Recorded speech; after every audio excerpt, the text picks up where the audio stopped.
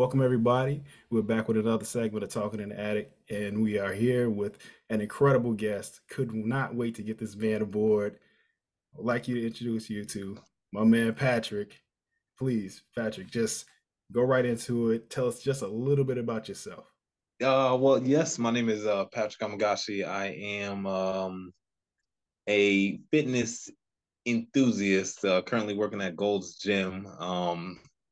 Fitness has been a part of my life from early childhood. Both my parents, born and raised in Ghana, first generation American born. Um, Growing up, did a lot of different physical activities. My dad coached us playing soccer. I ran track and played soccer in elementary school, middle school, high school. Ended up getting a partial scholarship running track at Norfolk State University. Behold the green and gold. Oh, And freshman year, ended up getting injured, popped my hip out of place. Hey, like, rep for Jackson State. But my injuries actually helped me to find that next phase of life. Going through rehab kind of helped me to focus more on helping other people, and ended up becoming a trainer.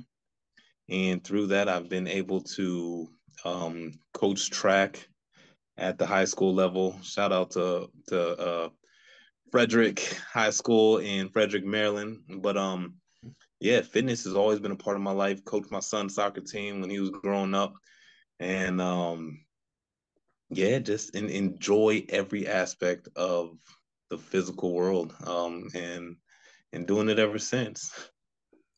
that's awesome.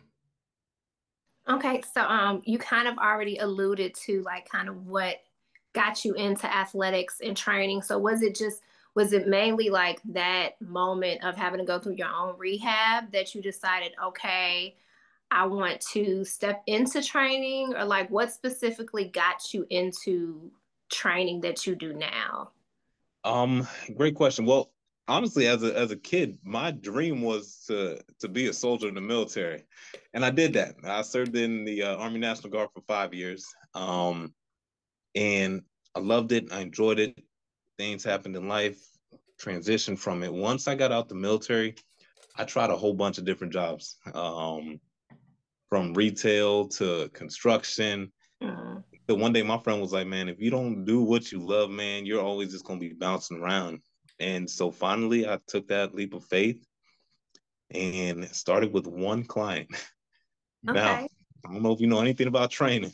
You got to build that clientele, just like with any other job, I guess. But it took a while to build it, and it was the fear for me why I didn't do it at first. But I went to school, studied health and physical fitness, and even with the degree, it was still like I got a family to support. I got kids I got to feed. I got at the time a wife I had to provide for, and um, I'm blessed and thankful that she was able to carry us for a little bit until I was able to make it an actual career for me. And since then, yeah, it's the getting injured part helped me realize that I wanted to help people just as those individuals that helped me. Even though my career as an athlete was cut short, Mhm.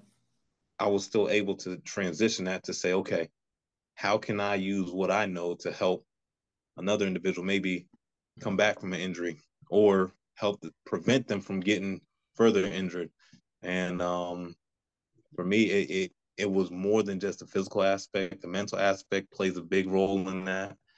But it was a way to still challenge myself to say, okay, I can't do it. How can I help this individual become the best version of them, Gotcha. on that aspect? So how long have you been training?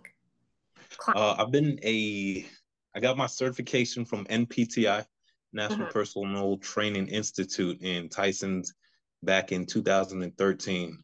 Okay. I didn't start using my certification or start training until about 2015, 16. Okay. Been doing it Now, since. do you have a like specific area that you do in terms of your training? Like, what type of trainer are you? A lot of people see me and they think I'm that, let me get in your face and yell. That's not me at all. I'll tell you that right now. I'm very chill, cool, calm, collective. I'm not yelling at nobody because I don't want nobody yelling at me. Right. But for the longest time, I specialized in youth training, Okay. more sports and agility, strength style training.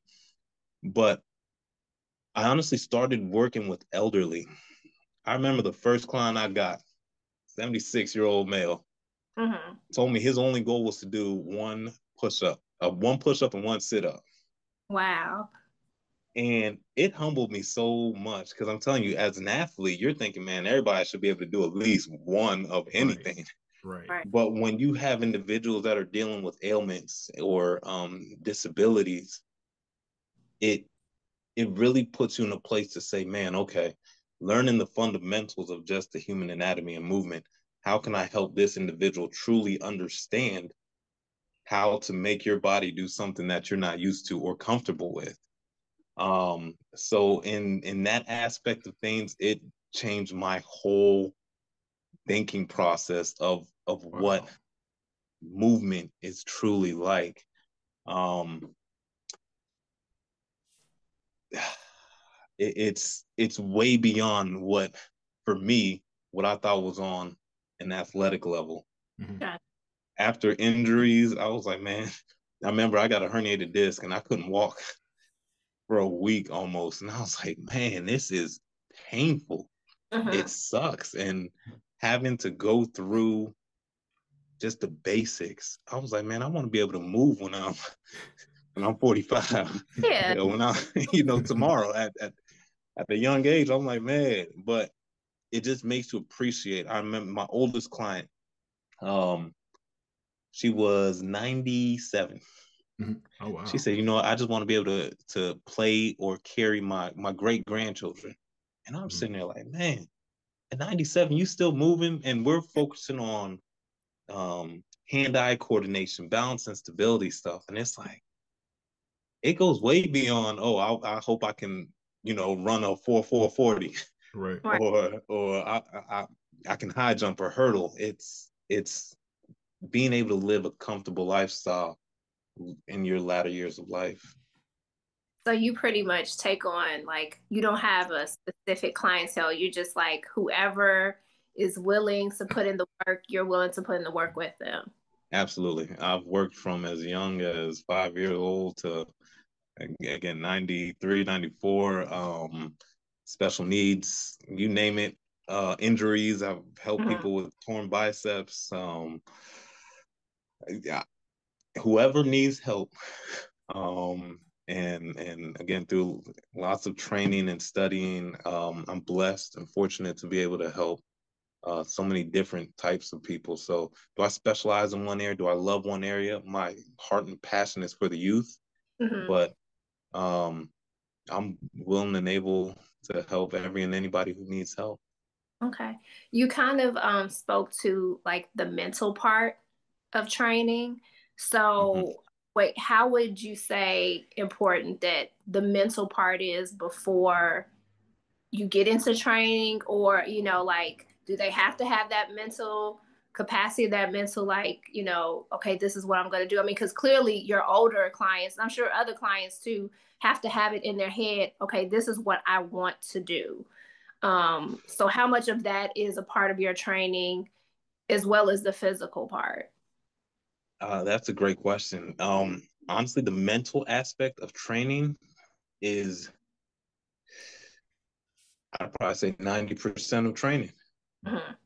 I believe there's a phrase that I've heard many, many times. Life and death is in the power of the tongue. You have to speak what you want into existence. Honestly, the hardest thing to train in the gym is not necessarily your physical muscles. It's this guy right here. That's You got to very make true. that decision to even say, you know what, I'm going to come into the gym. You got to say, okay, man, I really want to get better. After an injury, your mental is telling you, man, I'm afraid that I'm going to get hurt again. So now I got to get over that hurdle of saying I can accomplish what I used to do or even become better at what I do. And a lot of the times, what holds us back is not anything physical, right here, mental. And having gone through that myself, after my own personal injuries, and there's days, even as a trainer, I wake up and I'm like, you know what? I don't feel like working out. I remember there was a point in my life I took a whole year off. I was like, I'm not working out. I don't want to. I was tired of it. I just felt like my whole life I had been working out, and I wanted nothing to do with it, honestly. And I Okay. was still training people every day, Yeah. but I had to make that conscious decision to say, you know what? I got to break this barrier. Just like how you train your muscles, you have to train your mind to say, you know what, I can overcome any obstacle that comes my way, or I'm going to begin something new. And for a lot of individuals, that can be challenging, but repetition, Yeah. just like with anything else, can help overcome any obstacle. Um, Definitely. so another question is when you're training others, how do you keep them consistent and like accountable? Or, do they, because I mean, like I'm sure everybody comes into it with a certain mindset and they're very motivated, but just like you said, you were at a place where you were just like, man, I am tired, Yeah. but I still got to go in here and train these people. How do you keep your clients motivated and keep them, hold them accountable? Like, this is what we're going to do. This is what I need you to do when I'm not with you. So Yeah. how do you keep that motivation? It's funny. Everyone is an individual. Everyone, you have to. I've learned to meet people at where they are. Mm-hmm. Um, you have some individuals who are coming in, honestly, not motivated at all. They don't Yeah. want to be there, but because the doctors told them, hey, if you don't lose such and such amount of weight, we're going to have to put you on such and such medication. Right. And you do have those individuals that are motivated, but they need that accountability. So for me, I've learned to give homework. Okay. And most anyone I've trained hate me for it, but it's depending on the individual. We start very basic. Mm-hmm. Um, every client I've ever had knows that their homework is always going to do or have something to do with your core. Your core leads to all the outer extremities of your body. If you Right. have a strong core, typically makes it easier to do whatever else that we may have planned to work on in the gym that day. So I'm gonna challenge everybody out there right now. Everybody got homework today. 100 reps every single day. Now, 100 sounds like a lot to some people. You're like, man, 100 of anything just sounds ridiculous. But here's the thing: there's 24 hours in a day, Right. and I challenge each and every one of my clients. Look, you can break it up. Knock out 25 when you wake up, 25 before lunch, 25 before dinner, 25 before you go to sleep. When you can break it down into small parts, you're like, okay, that sounds reasonable. And then you'll have some people that'll be like, you know what, 100, let me go ahead and knock that out in 5 minutes. But the more you do, the better you get. We're results driven people. When we Mm-hmm. can see ourselves getting stronger or Mhm. losing the weight we're trying to lose, or, fitting into that dress we couldn't fit into, we start getting motivated. So for me, having you do, and everyone maybe can't do 100. So again, meeting them where they are, but giving them little challenges to do daily. And, I have one of my younger clients, high school kid, 100 became too easy. All right, so now you did 100 sit-ups. Now we're going to add 100 push-ups. So just little challenging pieces that's going to, again, continue to challenge and encourage them to become better. So that's the accountability piece. And they all have to do it before 11 o'clock. So my phone goes off regularly of clients accomplishing their homework before 11 o'clock at night. Okay. So what would you say is like your favorite part or your passion, like when you are training your clients? The favorite part for me, being able to see the excitement someone sees or feels when they accomplish a goal. Um, you have to have your why. When you're training, most people are coming in with a reason or a goal. You know what? I got a wedding. I got to, get in shape for. Summertime's coming up. I got to get summertime fine. Right. The doctor told me I got to lose weight. Whatever your goal, your reason is, the excitement and the joy I see on those individuals' faces when they've obtained or reached their goal, that's what motivates me. It's about becoming the best version of you. It's about seeing what you made your body do. A lot of people like, man, Pat, you're such a great trainer. I see with a lot of people, and it's not me. It's the passion I have to see other people succeed and hit those goals and become the best version of them. Man, for example, that guy I told you about earlier, I couldn't do a push-up. I couldn't do a sit-up at 76 years old. The tears that came from his eyes when he knocked out 10 sit-ups and 5 push-ups. I'm not even gonna lie, like, I'm an emotional person already, but he had me in tears. I was like, man, this man is beyond excited and thrilled that he did something that he thought he couldn't do. That's what drives me. That's what motivates me to keep going. That's what makes me appreciate being in this industry. Just the joy that people accomplishing stuff that they said or thought that they couldn't do. Okay.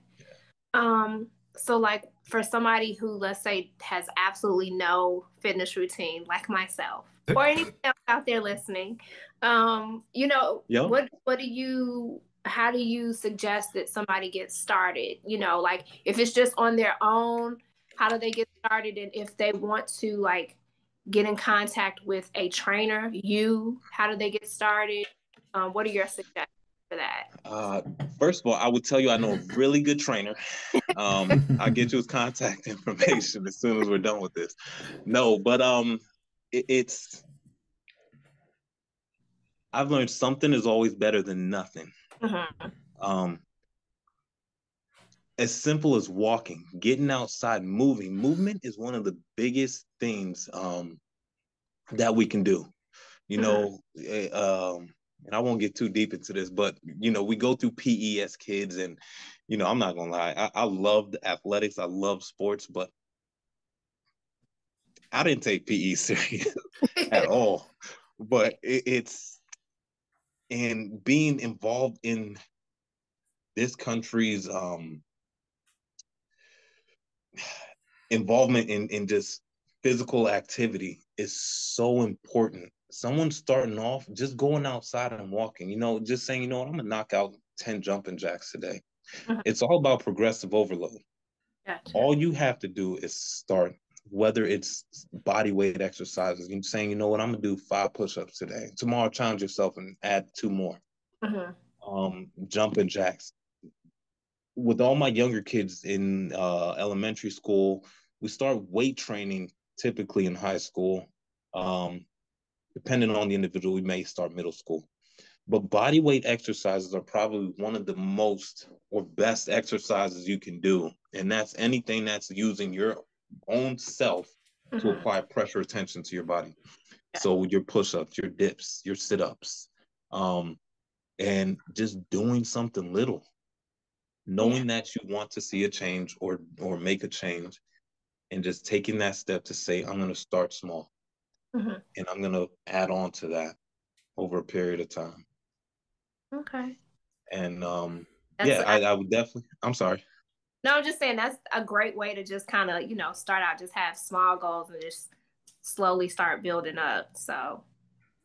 Absolutely. And yeah, of course you do, after a while, maybe getting into a gym, you do want to seek some advice and guidance. I know there's a lot of YouTube and TikTok videos out there, and nothing against none of those.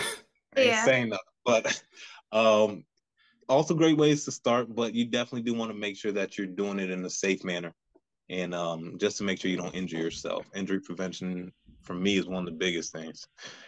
Try not to hurt yourself. We've all seen the funny videos from different gyms of people doing wild, crazy stuff. Don't be that guy or gal. Ask for help. Ask for help. There are professionals out there. Definitely. And we're gonna, that's That's incredible. We're gonna have Tevis just drop and do like 100 crunches right now, but we're about to take a quick break, and we'll get right back to you in a moment. Have you been feeding your skin quality ingredients? Are you dealing with any type of skin conditions such as eczema, hyperpigmentation, body acne, or discoloration? Here at Joy House Essentials, our triple whip shea butter is 100% handmade and whipped to perfection, guaranteeing results you will see and feel instantly. Give your skin the nourishment it deserves and stop using harmful, chemical-based products today. You can find us at www.thejoyhouseshop.net or give us a follow on Instagram at JHEShop. Joy House Essentials. All right, we are back. Tevis just wiped her brow from the sweat from the crunches she just knocked out real quick. You know, Patrick motivated her. I love just, you should have seen that. We enjoy watching that too. All right, so now we're going to transition and talk about more to the competition and that focus. So I want to know, how did you actually get into competing? I was going through NPTI, Mhm. and my instructor, Mr. Tim Henriquez, was like, man, you got a good build. Mhm.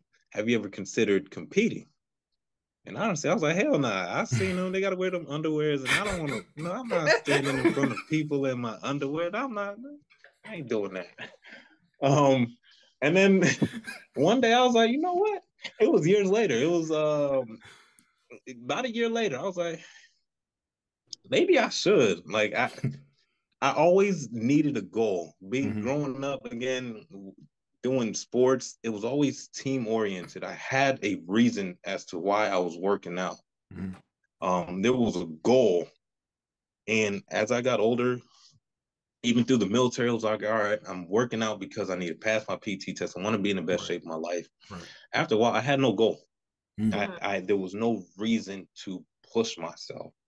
And so I started researching, and I did my first show in 2013. I competed as a in physique. Now they had the board Okay. shorts. I was like, all right, I don't gotta wear the underwear. I'm good. I just wear board shorts. I knew nothing about the industry. Oh, really? Okay. I went and competed and came in dead last. And Uh-huh. I was mad. I was like, man, you know what? I look better than all those guys out there. I got more abs than everybody.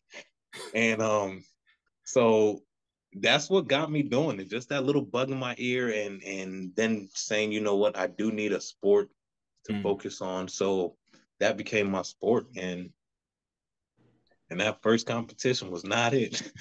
And so I said, you know what, I'm gonna try it again. I'm gonna try it again. So I went and I got a coach, one of my good friends who had competed before, and he kind of Mm. coached me along the way.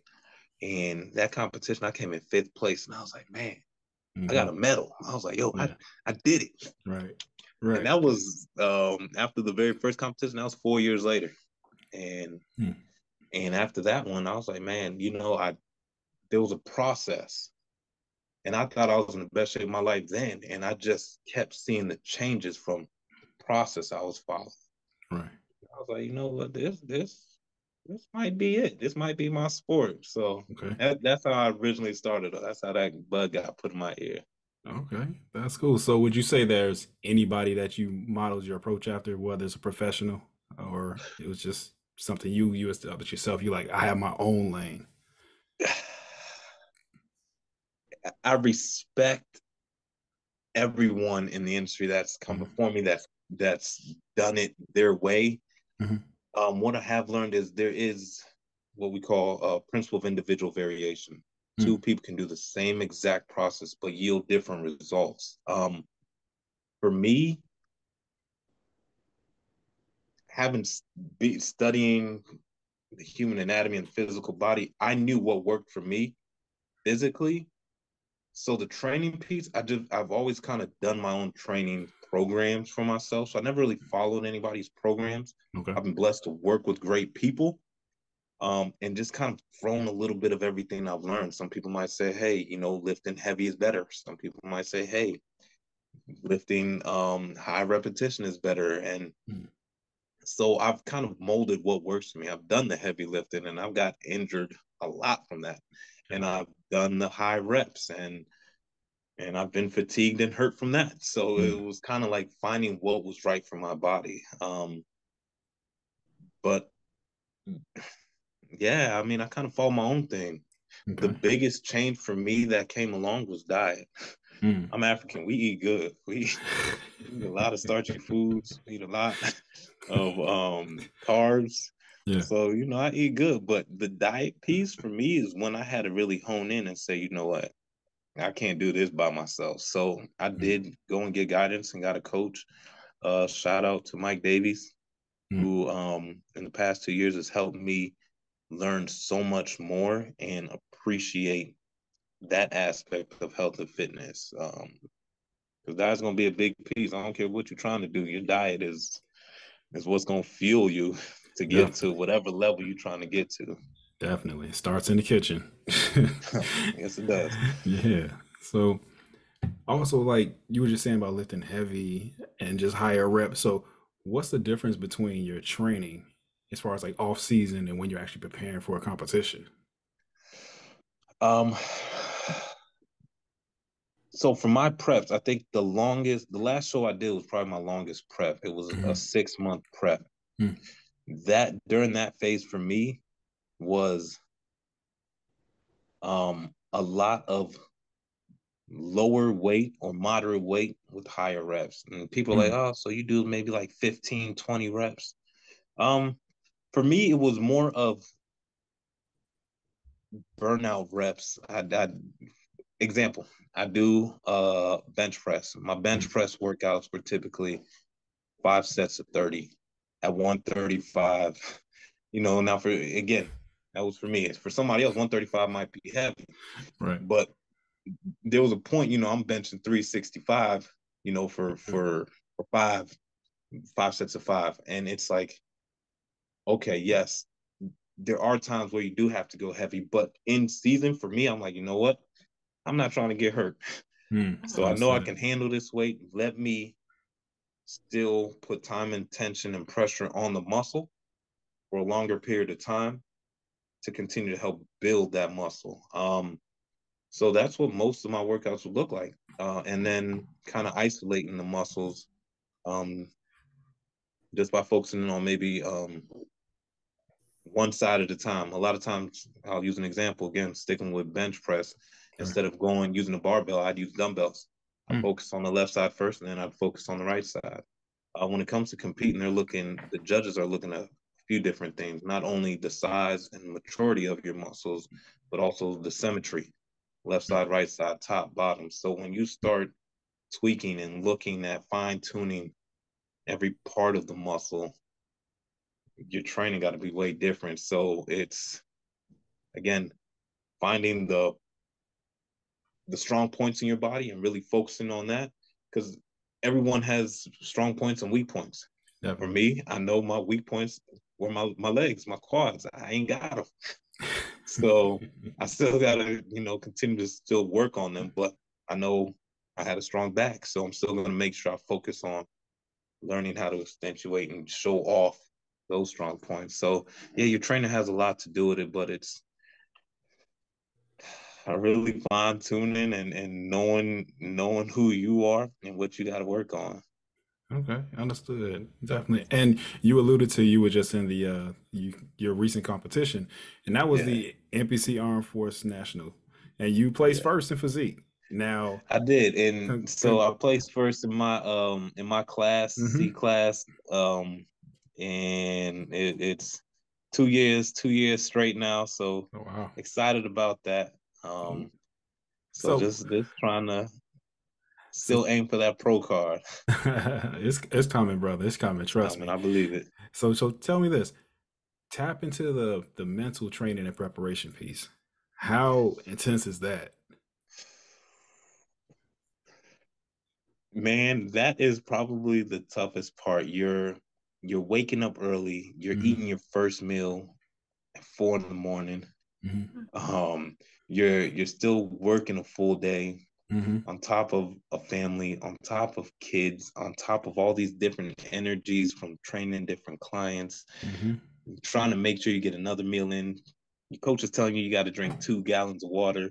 So you run into the bathroom every 2 minutes. You're dealing with family issues, and it's a lot. There were days, And I don't know if everyone went through this. I know a few athletes that I've dealt with. It was days where I was crying for no reason. I had no reason why I was bawling in in the lunchroom at work, trying to figure out what was, and I'm a tough guy, I like to think, and I'm sitting here, I mean, boo-hoo, tears. And I mean, I can look back and laugh at it now, but it was real back then. It was, and then you gotta get yourself together, because 5 minutes later, you got somebody who's expecting you to be at 100%. I got to make sure that when I get home, I can talk to baby girl and act like everything's good, because daddy don't cry. But I had to be real with myself, and I think these last 2 years of really honing in on training, the mental aspect has been probably the biggest. There's days where you get up and you're like, man, this sucks, but I know I got to do it, because that's the only way I'm gonna win. That's the only way I'm gonna get better. And it's pushing yourself beyond your comfort zone. And I mean, that piece, you're gonna do it whether you want to or not. If you really want something, there's no question of, oh, I might take a day off today. That's just not your mentality. If you know you're finna, really win. It's not there, because your competition ain't backing off.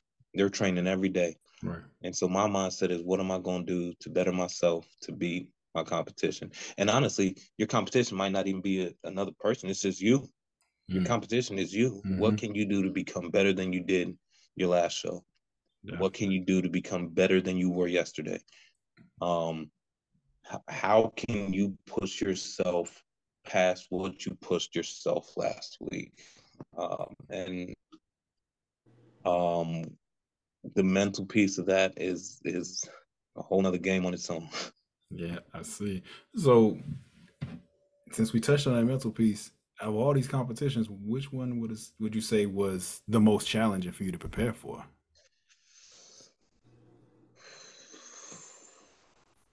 Probably last year's. Last year I did 6.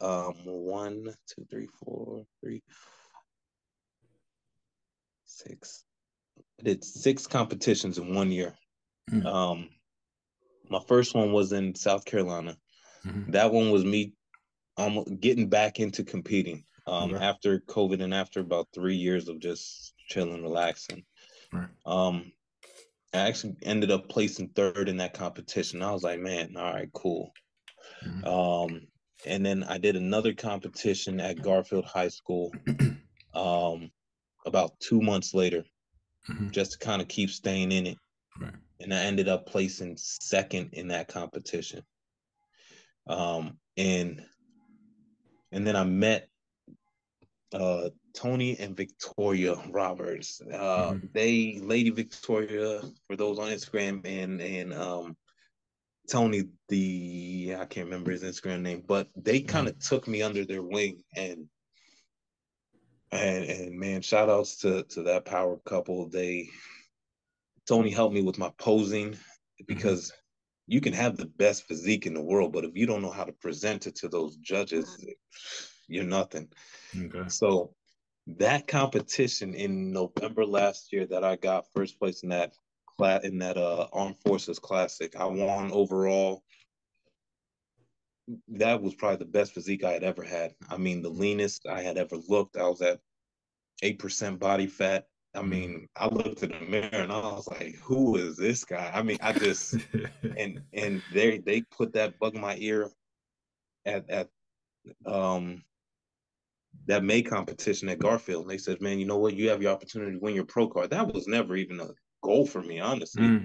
I just kept competing just for the sake of competing, because it was a goal for me just to work out. Yeah. But when they told me, pro card and, you got the physique, I was like, you know what? Looking at me, I said, you do got the physique. You got this. and that just kind of kept pushing me to get better. But I would say 2021 November was probably my best looking show, but I trained hard for that show. I ate everything I was supposed to eat, but sometimes your competition is gonna be bigger than you. There's always gonna be a bigger, badder person out there. Yeah. And you just strive to get to that status and beyond. But yeah. Uh, totally get it, man. So you talking about people that helped you out, and things that the knowledge that you started to acquire. So like, what are some of the things that you wish that you knew from the beginning? Like just little small little tidbits or something that you could have focused on. Posing, number one. Mm-hmm. Again, my very first show, I went out there and I looked a fool. There was no posing. I went out there and literally just told everybody to start cheering for no reason. And looking back on it, I look dumb. But for me, I'm glad I did it. I'm glad I did something I said I was going to do. Yeah. I overcame that fear of being in front of people. But the posing piece is such a huge aspect of all of it, and things I wish I knew earlier on in the game, the diet piece as well. I mean, I always knew diet was important, but I never really paid attention to what I was eating or how much I was eating and measuring macros and all that. And I still hate doing all that. And be real with you, I like to eat, so. Yeah. But I gotta give a shout out to everybody that has helped cook meals, and because I know how to cook, but I hate cooking. I'll be real with you right now. It'll take me an hour to cut up onions. But for me, having a busy lifestyle, I don't got time to meal prep. So all my friends and loved ones that help prep food, man, special shout out to all those people. It's not a journey that you can do by yourself, because you don't know everything, and I'm thankful for the village I had around me to support and help me through all those tough times, and other competitors. It's actually a very friendly sport, man. A lot of the guys I competed with are really good friends now. You know, we chop it up on Instagram all day long. Hey, how's your training going? Hey, man, yeah, I'm hating my meals today, but you know, I'm still working. And the camaraderie I've built with a lot of these guys, man, strong brotherhood, I'll say that. That's awesome. And sisterhood. That's awesome, man. And like you were talking about how much time a prep and everything it takes to go into training and competing. So what like are your hobbies and interests that like help balance everything out? I love traveling. Traveling allows me to escape my everyday hustle and bustle. Just came back from Mexico, Tulum, nice a month spot. ago. That's I've been there quite a few times now. It's a quick getaway. Not too expensive. Went to Jamaica earlier this year with the family. Short vacations, you know, on the weekends with my daughter. To the beach. I'm a beach bum, true beach bum. I love the water. I love warm weather. Starting to get cold out here. I'll be in Tampa next week. Traveling is my thing. And I love having my adrenaline rush just up high. So I do a lot of base jumps into water. I think the highest one I've done is a 93 footer. Went skydiving earlier this year. I saw that. I was like, look at this dude. Let's go. That's actually on my list. That's on my list. Man, it's fun. You got to try it. You got to try it. It's definitely was worth it. I'd do it again. Anything that just has me living. You only got one life to live, and I'm a firm believer in making the most of it. Definitely. So outside of, well, I'm gonna stick to this. In the world of fitness and bodybuilding, what's a long-term goal, or is there a career goal that you got set for yourself? I know people ain't gonna want to hear this, but okay, let them hear it. No, that's what we're here for. After this year, I was like, you know what, I'm done. It was. I love a good challenge, and I love working out, but that wasn't my ultimate goal. You know, I had encouragement and motivation from a lot of people, but for me, that wasn't really my calling. And I know people know me as, you know, a competitor, but it, it's not me. I know I'm definitely taking some time off for the next few years. You know, I got a few other things lined up that I really need to focus on. But competing, and it's expensive too. I ain't gonna lie. Yeah. I ain't got coins like that. But you know, maybe one day I'll get back into competing in the Masters when I get a little bit older. And you know, but right now, I'm hanging it up for a little bit. I got other things I gotta work on and focus on. So again, I love the sport. I've helped a lot of people through it. I'm still coaching a few people who are looking to compete. So I'll always be involved in it in some way, shape, or form. But for me, right now, I'm just taking some time off. Okay. All right. I mean, it's necessary for everybody. You got to take a break and unplug, man. Yeah. You know, definitely. So, I got a few more questions before we wrap it up. I know we spent a good portion of your time, but I want Nah, to you just. good. I'm enjoying this. That's awesome, man. So, as you know, you're a person of influence and you speak through the health and wellness aspect. What's something that you want to convey to like your audience or people who, anyone who follows you? Um, honestly, with the holidays coming up, I'll tell a brief testimony. 2009, I was involved in a DUI. I flipped my car 3 times. Man, I should have died. I should have been dead. After that, I went through a huge state of depression. Tried to commit suicide. Woke up handcuffed to a hospital bed. It's. I thought I wasn't good enough. Grew up in a very religious household, successful family, and I got to a place of being depressed. But during that depression, during ASAP and AA and being locked up, it was a point in my life where I got sick and tired of being sick and tired. I'm very thankful for the prayers of my family and loved ones. And depression is real. Hard times are real. We all go through them. But you matter. It's probably one of the biggest things I would say. Another reason why I'm so into fitness, the gym saved my life. It was the one place I could be selfish and just focus on me. I could look in the mirror and say, man, you know what? I want to change this. And I'd go in there, put my music on, and just do it. It was days where I'd be the only person in the gym at 2:00 in the morning. It was a 24-hour fitness center, and I was just honed in on me. And it really allowed me to say, you know, Pat, you have to care enough about you before anybody else can care about you. And and you matter. Sometimes it's hard to think that or know that. Again, because you're being hit with all these hurdles and obstacles, and you're just like, man, I don't know if I can make it. Oh, I gotta pay this bill or whatever, man. You're always gonna have those problems or those issues. Right. But I used being in the gym and translated that to every other aspect of my life. You know what? Just one more rep. Keep pushing. Add 5 more pounds. Run an extra mile. You know, I'm a firm believer, whatever you want in life, you can achieve.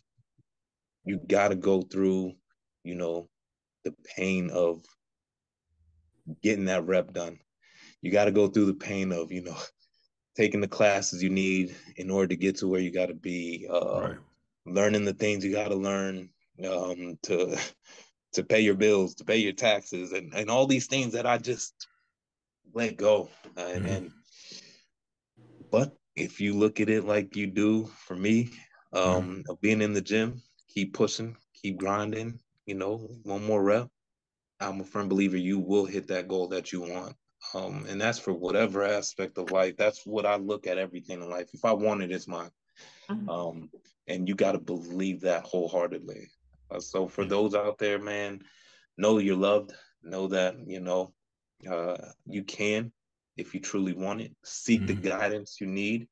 You can't do it by yourself. You can't. I didn't do it by myself, at least. So there are assistance and programs out there to help individuals that are going through struggles in life, and get the help you need.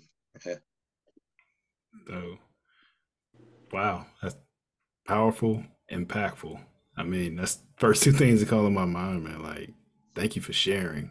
And I like seriously, everything was just incredible that we just spoke about, especially just you just sharing your testimony. I mean, from just not only just talking about a trainer competitor, but just being personal and allowing yourself to be vulnerable and speak on it. And I appreciate that, man. Man, thank you. No, I really appreciate it. So, last thing, how can anyone get in touch with you? I am on Instagram as DMV_trainer. You can also reach me on my email. That is p.a. my last name, Amegashie. I'm gonna spell that one out. AMEGASHIE @gmail.com. Again, that's p.a.amegashie @gmail.com. I want to thank y'all so much for having me on your show. I got something for y'all too. So when y'all are ready, I would love to give y'all a free training session. So you heard let me that, know T. when, and we'll get that in. I will definitely be taking you up on that offer. You gotta come Awesome. down. You gotta come down this way, T. Come on down. Ooh, that trek to Virginia. You come on down, man. All right. VA, baby. Patrick,